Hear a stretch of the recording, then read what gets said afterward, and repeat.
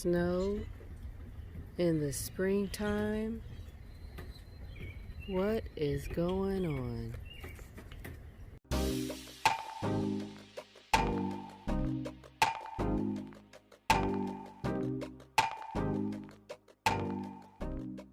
I wake up this morning and it's snow on the ground.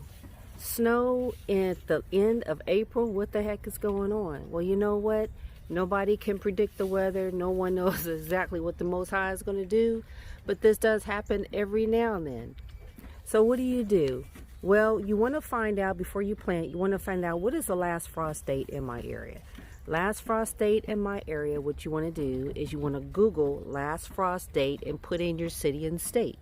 That's going to tell you approximately, it's an average, guys, when the last frost is going to come in your area. Now, basically, that's going to tell you a little bit of information. That's going to tell you, okay, when can I plant and when can I not plant?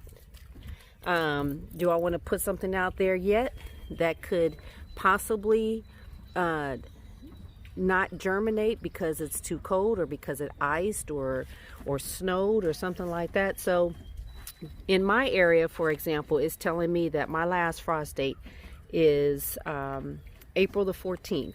April the 14th in my area.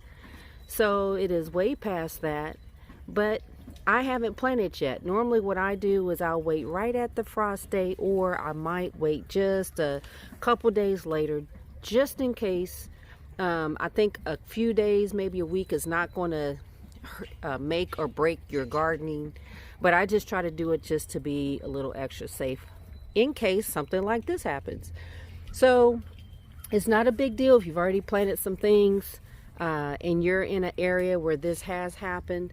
Don't worry, I think your seeds will probably be okay. Just keep an eye on them.